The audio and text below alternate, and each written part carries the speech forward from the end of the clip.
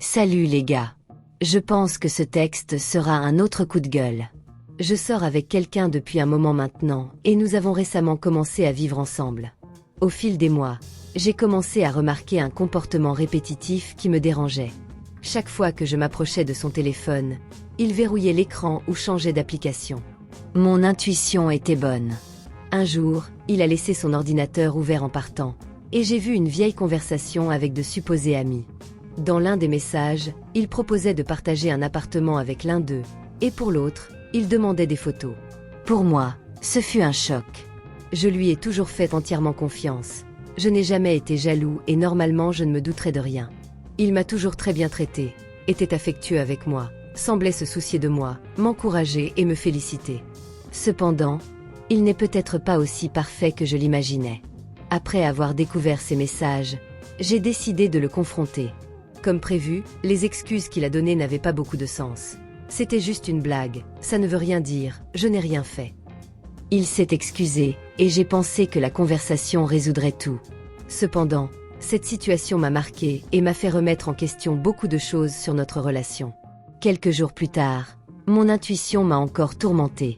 Je n'ai jamais voulu toucher à ses affaires, mais j'avais besoin de confirmer si j'avais tort ou non. Malheureusement, j'avais encore raison. J'ai découvert qu'il parlait à une autre fille, lui expliquant qu'il avait disparu parce qu'il avait mauvaise conscience. Détail, la jeune fille était également en couple. Cette fois, j'ai décidé d'obtenir des preuves concrètes. J'ai pris une capture d'écran des conversations et j'ai laissé le message ouvert pour qu'il puisse voir que j'avais tout lu. Lorsqu'il l'a vu, il a demandé « Avez-vous touché mon téléphone portable ?»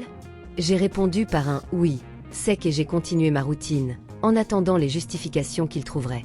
Cette fois, il a admis qu'il n'avait aucun moyen de se défendre.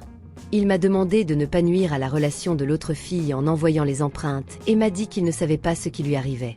Il a déclaré qu'il ne m'avait jamais trompé physiquement et que le problème n'était pas moi, mais que vivre ensemble l'ennuyait. Oui, il a dit ça. Il en a également profité pour critiquer mon prétendu manque d'intérêt pour les études, alors que je suis diplômée et que je travaille dans mon domaine. Pour lui, cela ne suffisait pas car j'avais besoin de gagner plus d'argent. Cette situation m'a laissé extrêmement confus et blessé, me faisant encore plus remettre en question la viabilité de notre relation. Il a suggéré que nous fassions un pacte. Je ne toucherai plus à ses affaires, et en retour, il s'est juré de ne plus jamais parler à d'autres personnes de manière suspecte.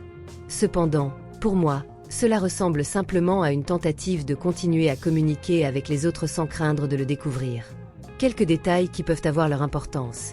Il a suivi plusieurs comptes de femmes adultes et n'a jamais eu peur de les désabonner depuis le début de notre relation.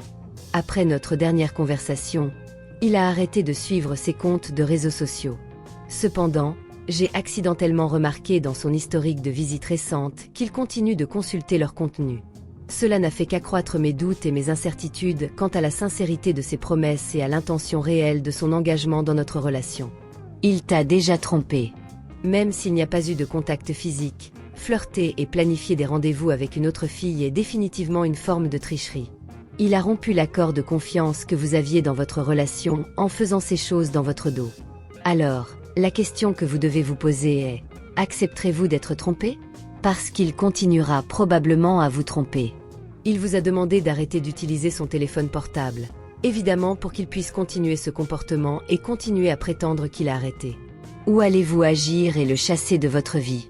Le choix vous appartient, mais il est important de vous demander si vous souhaitez vivre avec quelqu'un qui ne respecte pas votre confiance et vous fait douter de la valeur de la relation. Salut à tous, merci d'avoir regardé jusqu'ici. J'espère que les réflexions partagées dans cette vidéo pourront vous être utiles. Si vous avez aimé le contenu et souhaitez voir plus de vidéos comme celle-ci, n'oubliez pas de vous abonner à la chaîne et de laisser un like. Votre interaction est très importante pour nous et nous aide à continuer à vous proposer du contenu pertinent. À la prochaine vidéo.